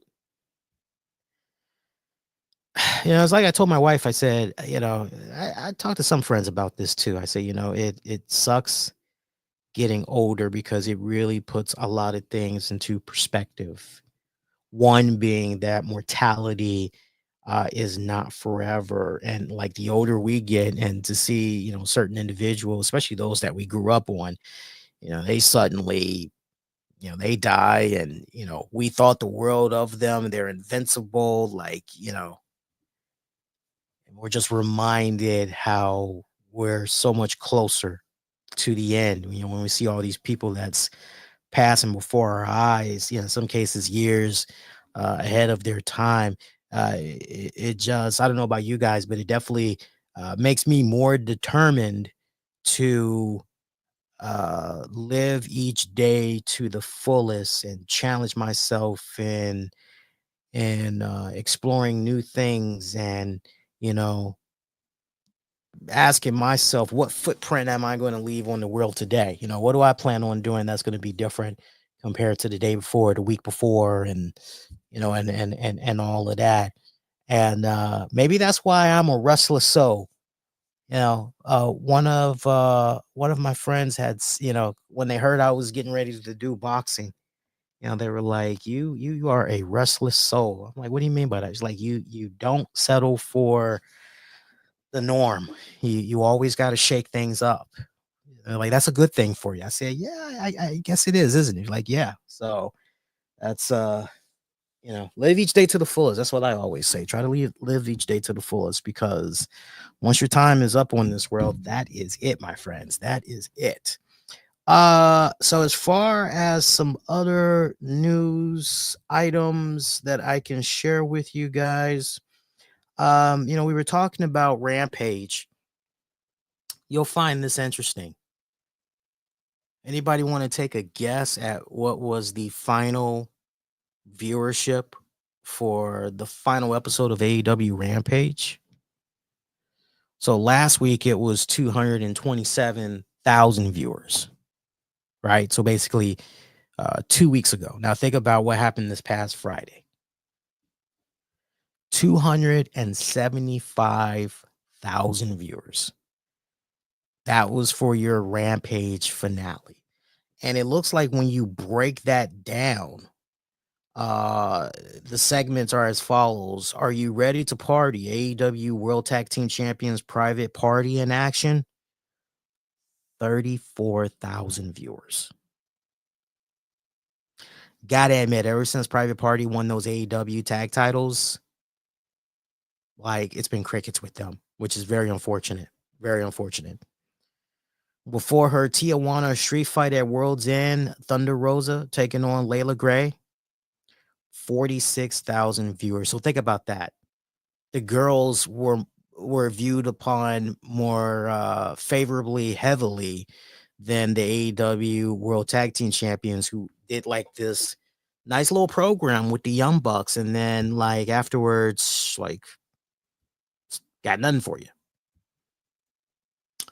Meanwhile, Anthony Bowens taking on ROH World Champion Chris Jericho, 69,000 viewers. Hook facing Nick Wayne, 152,000 viewers. Gotta admit, that was a really great match. I sung the praises of that one. Death Riders causing absolute chaos, abruptly ending Rampage, 329,000 viewers. And so when you average it all out, that's how you get your 275,000 viewers. So, it's like I told a couple of people with the conclusion of Rampage. I said, hopefully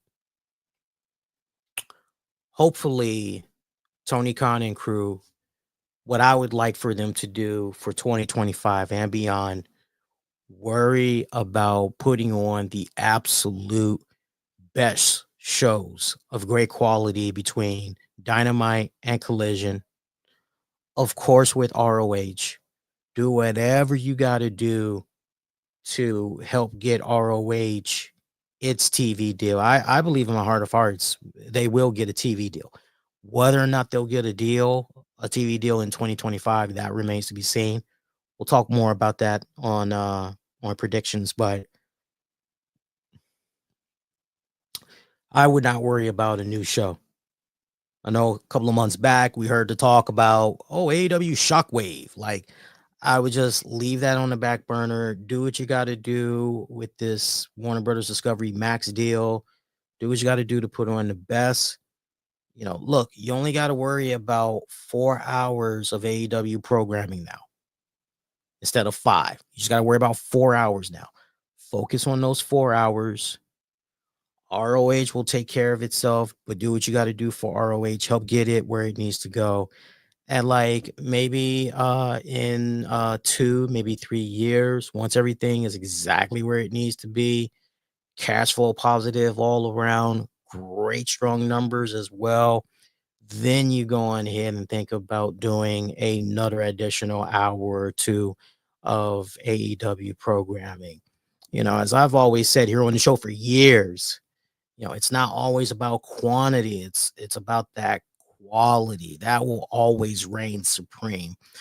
I don't know how many of you had saw the scrum for World's End, but I know there was this ridiculous. It just rattled my feathers. It pissed me off big time when I saw this. But there was this reporter, guy that wants to call himself a reporter, and he's with the Wrestling Observer. And I'm just trying to see if this guy's name, where is this guy? And Tony Khan's facial expressions during all of this. I'm just looking at him, and I could tell Tony Khan is trying to be a nice guy and everything, but Tony Khan just had this look on his face like, surely there's a question in here somewhere. I'm hoping that eventually we're going to get to this question. And I want to load up the audio for you guys so you can hear this yourselves. And it looks like we're connected to Bluetooth and everything. Let's see how this goes. Let's see here. In regards to No, we're not connected. So let's do this. Let's connect the mixer here. I'm gonna connect my tablet to the mixer here so you guys can hear this, because this is just right. And this is what's this guy's name? This is Corey. Where's your name here? Corey what? Lip? Where's this guy's name? Corey Lip.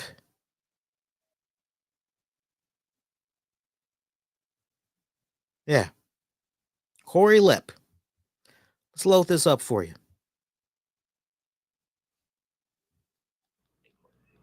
Corey Lee with the Wrestling Observer. Now, there has been what I would consider a lot of chatter online, negativity in regards to the product.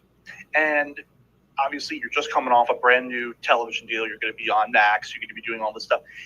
Do you guys have at least a strategy for next year to try to combat a lot of this negativity that festers online and is basically done for almost monetary reasons to basically bring down what you guys are doing when you guys are literally having in regards to money your best year that you've had since you've started. Like I said, I just see it online, and it's difficult. It's hard to watch if you're a fan of AEW to just see again a lot of the negativity in regards to and it's bad faith negativity as well. Yeah. Whew. What the flying? I don't know about you guys, but I didn't hear a question in that bad boy. These people are calling themselves journalists. There was not one damn question. I guess, how are you going to combat? I guess if you want to say technically, no, there was a question, but I mean, whoa, dude, slow down. Can we condense? And I said this online when I saw this comment, when I was watching this video and everything. I said, don't like this line of questioning, if you want to call it that. So-called journalists gave more of his personal opinion and trying to clear himself in good graces of Khan versus ask a legit question with supporting examples. If you're an aspiring journalist, you got to do better. And I stand behind that, my pretty babies. As somebody that has been studying journalism and media production, I've always been doing it all these years since 2011. But I decided a couple of years ago, okay, I actually want the paper. I want the degree to make it official. And that's what I've been doing these past couple of years. And I'll have that in looks like summer 2025. I just got to take 2 more classes. One class I'm getting ready to take. Our spring starts the last week of January. So I do well in that class. That's going to set me up for one final class that I'm going to need to take. Yeah, I wish I was able to do both of them for this coming spring, but they pretty much the second class that I need, they're like, don't come talk to us until you've passed this class. That's pretty much it. It's like a hard line in the sand. It's like, okay, all right, cool. So I'm excited. I'm very excited about the future and everything. But one of the things that I've always, been taught, when you're getting ready to ask a question, you're a reporter, journalist, you're getting ready to ask a question, you want to make sure that you've taken the time to think about that question, right? Make sure that it's well thought out and have some supporting, evidence to back it up. The way this came off, this seemed as if this guy was maybe looking at some thumbnails of Eric Bischoff. Right? We've seen his clips as of late. You know, Tony Khan ain't drawing money. Tony Khan, what the hell were you thinking? Tony Khan, WTF? Like we see what Eric Bischoff is doing, and that obviously is working for him. But it doesn't take a rocket scientist to figure out who this guy was exactly referring to and everything.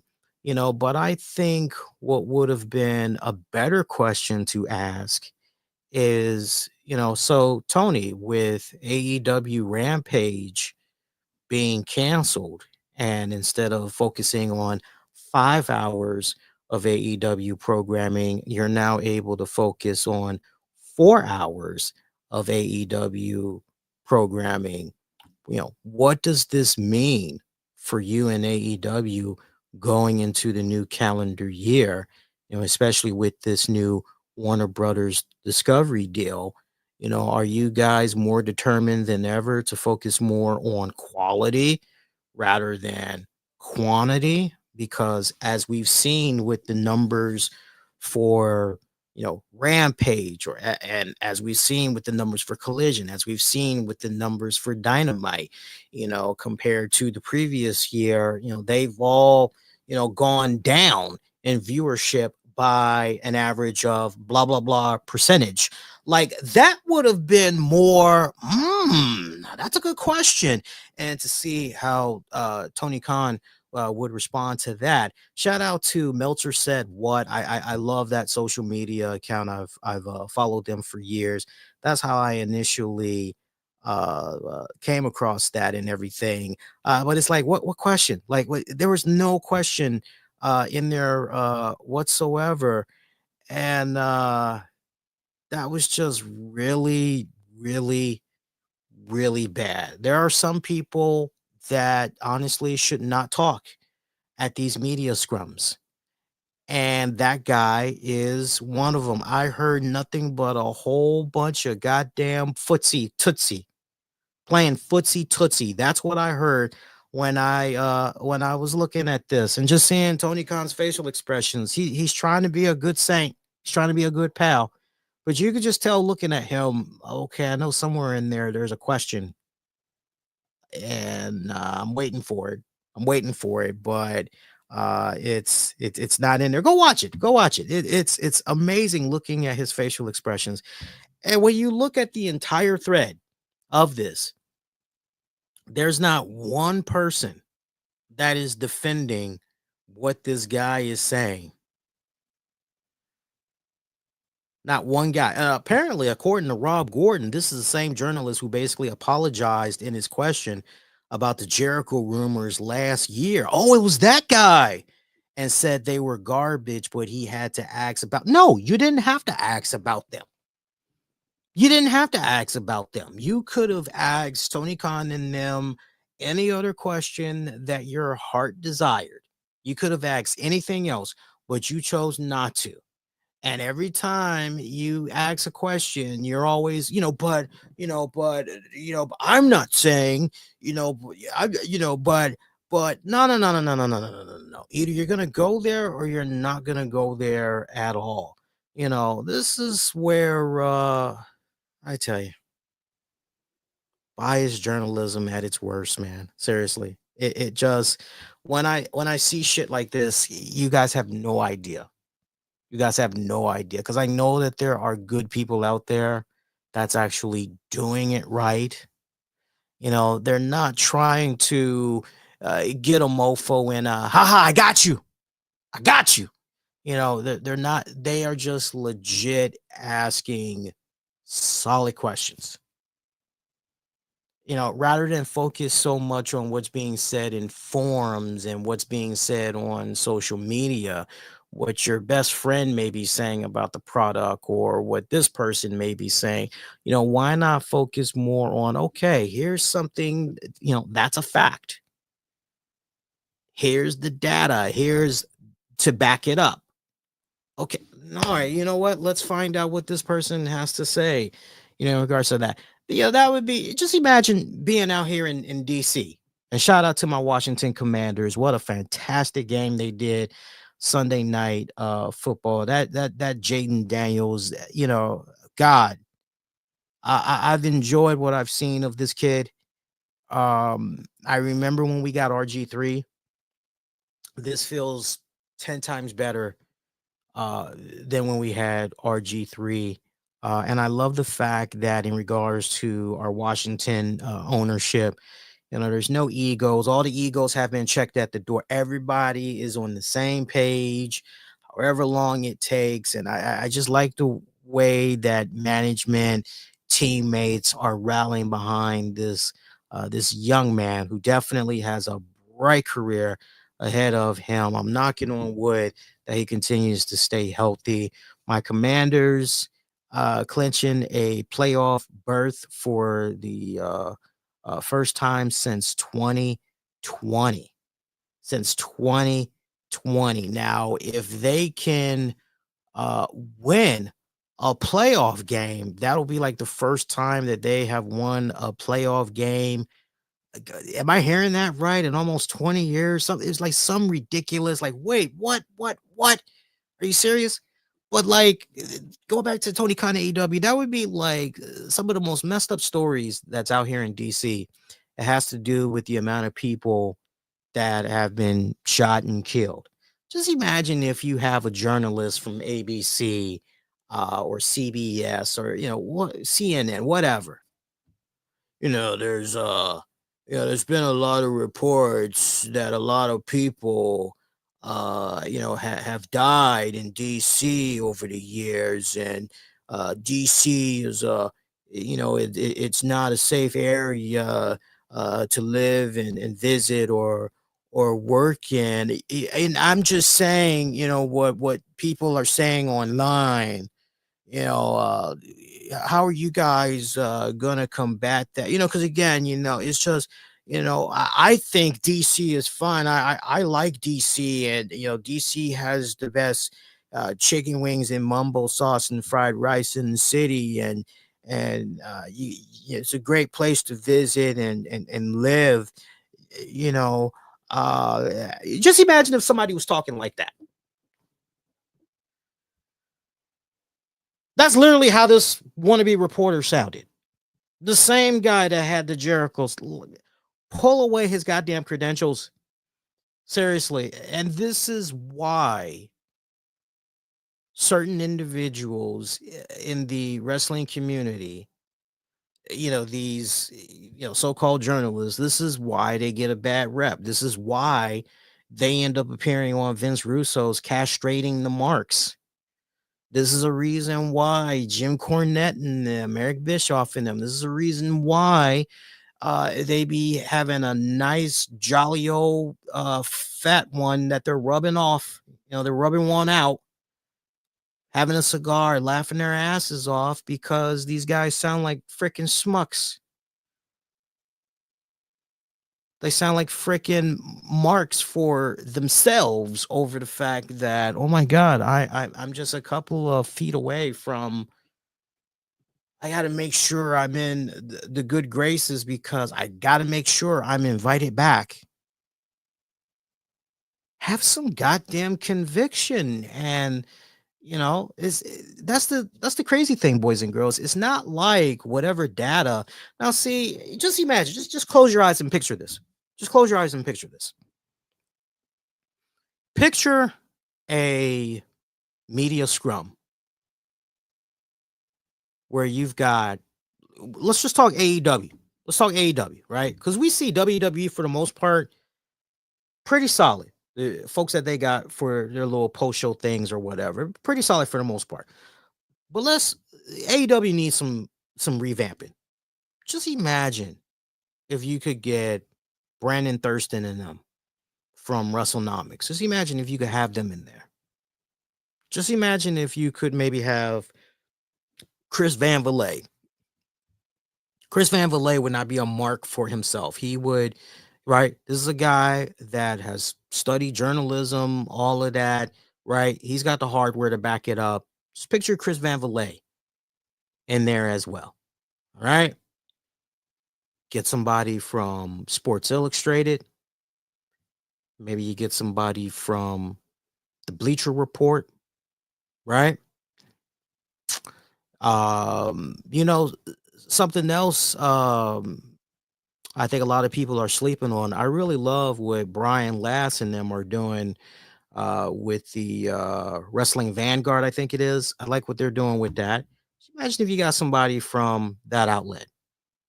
Just imagine if you got Jeremy Thomas from 411 Mania or Jeffrey Harris from 411 Mania. My whole point, there are some really good dudes, or my friend and Julian Cannon from Digiday and the Nocturnal. Just imagine if you got some comparable, okay, these guys are legit. They know their shit. They cross-reference, they report. You don't have to worry about them marking out for themselves. It's going to be all about the product. It's going to be all about asking. It's not no gotcha. They're not trying to go no Geraldo Rivera. They are just going to ask, right? Whatever comes to mind. Whatever comes to mind. Well, we got to keep wasting time, resources, and these media scrums that AEW has been doing. It's become more about, gee, I wonder what these so-called mark journalists are gonna say embarrassing. It's become watchable from that standpoint versus, hey, what's gonna happen with the talents? And it shouldn't be like that. It really shouldn't be like that. Food for thought. Food for thought. I just saw some more comments here. I wish I could say them on the air, but I can't. Well, I'll give you one. I think someone forgot to tell the reporter to take TK's out of his mouth before he speaks. Let's call it on that note. We're at about the 2 hour, 3-minute mark. All right. So on that note, I feel like elevating the desk just one more time. About right there. We'll elevate it right there. All right. So as 2024 is getting ready to come to a close, I want to just take this time out to, I feel like stretching my feet. Another reason why I want to stand up. I feel like taking the time out right now. I want to personally thank all of the sponsors that have worked with us.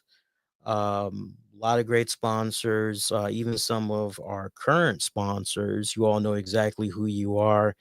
Very, very humbled, very humbled. And here's to a great 2025 and continuing to work with some of you all and upcoming new sponsors that we're going to be able to work with as well. I definitely also want to take the time out, and I want to thank um, those that have supported the show tremendously over this past year. You all know exactly who you are.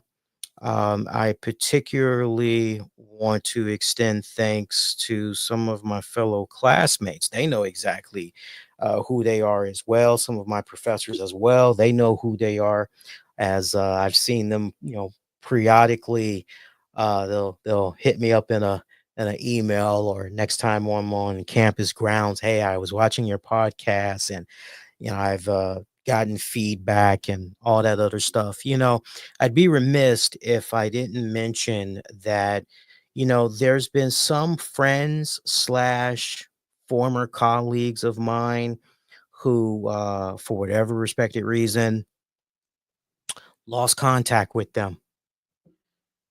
I would hit them up, see how they're doing, and say to them, hey, make sure you hit me up on the phone, because I'm pretty busy these days, but phone is the best bet. Like, they ain't hit me up for nothing. I slide in their DMs and be like, hey, da da da. I don't get nothing. I even at them out in the open on social media saying something, something of some type of pleasantry. I get nothing back. And it's just kind of one of those, all right, you're doing your thing. That's pretty obvious. It's I don't go down chasing people. But I say all that to say, for those that used to be in contact with me, I got nothing but love for you, and I'm really wishing you and your families nothing but the very best. Definitely no hard feelings at my end. I just hope that you all that decided to roll like that, I hope whoever you all got that's around you are so-called friends, I hope they're real ones. There are a lot of snakes that are out there. And, for some of these people that's rolling how they're rolling now, they've already been burned quite a few times. Most importantly, I want to take the time out to thank you, the listeners, however you've been representing and checking out the show. Whether you check it out live or you check out the show once it's available on demand, on the downloads, really means a lot to me. Um, it's been crazy these past couple of years, juggling college, juggling work, juggling the shows, trying to find that perfect balance. And we're gonna keep doing this. I told you guys a couple of months ago, we're gonna keep doing this show. I don't see us slowing down anytime soon. My priorities may change. It may be shifting in another direction, but it's for very good reason. But we're going to continue to do these shows for you guys every single week, because I still have a lot of fun doing them. I still get the butterflies in the stomach from the very first time I did this back in 2011. So we're not slowing down just yet. And I tell you what, we got a lot of cool things that's going to be planned for 2025. I know part of it, we're working on a new video intro joint.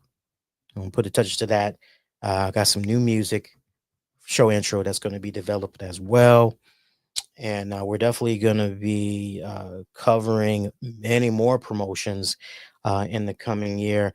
Shout out to my Wow Women of Wrestling fans. We're definitely going to be circling back to that respected promotion. So I'm looking forward to that. We got a lot of cool things planned. Also looking into taking the show out more on the road. It was a little tricky to do in the previous years with the workload, but now that things are starting to lighten up a bit, it's going to be easier to do that. As I always say to you guys, if you like what I do, you appreciate what I do, go beyond just hitting the likes on the videos, subscribe, definitely light it up on the YouTube channel. follow on the social media platforms. One of the many ways you could definitely help, because honestly, the more engagements, more interactions, I mean, it helps me big time, right? In a day and age where, and this is no shade, I respect those that decide they want to put some of their content behind a paywall. Look, if you've been at it for as long as I have, and you're like, yo, let's do this, we'll make this exclusive, we'll put this behind a paywall, I say to you, go ahead. If you can make that money, make that money. Lord knows the show expenses these days, it can be ridiculous. Me, I'm in a position where I don't need to do that. I could if I wanted to, but I really don't need to do that, because when we work with sponsors, that's pretty much how we're able to make our money and everything. So, but I always say to you guys, everything that we put out there, we do have the best intentions, because ultimately we have you guys in mind and everything. And we love you guys for that. I'm looking forward to doing more wrestling with the topics with Tams. We ended up putting the show on a bit of a hiatus because our workloads it was getting too much there. So, now that things are starting to calm down, we'll be able to do that a lot more. But yeah, I don't know what more I can say except appreciate you guys, love you guys, and yeah, let's do it again. So, as I always close out every single show, I always say, I wish all of y'all to be safe. Most importantly, be kind to one another. We've got New Year's Day literally right around the corner. For those of you that's going to be going out there and hitting the roads, make sure you're smart and you're safe about it. If you're going to be getting your drink on, make sure you got somebody that's part of your entourage as that designated driver.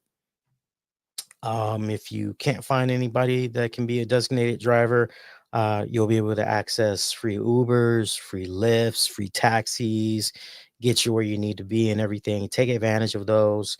If you, hell, give the bartender, whoever, your keys. And, if you can't drive yourself home, just have them put you in your car, put you to sleep, help get you in there so you can sleep it off. And, do it that way. Go stay at a friend's house, family member's house, sleep it off. You know, Drinking, being behind the wheel, never mix. Never mix as well. Always ends up bad. I don't care who you are, how many times you've been doing it now, and every day's been fine. Just playing roulette. Your luck is going to eventually run out. So be smart. Don't risk it. Right. And that's it, my pretty babies. I will see you guys January 6th for your next edition of the RCWR show. Will be minutes removed after the premiere, the Netflix premiere of Monday Night Raw. We'll be streaming all throughout the usual social media outlets. Be well, y'all. Take care.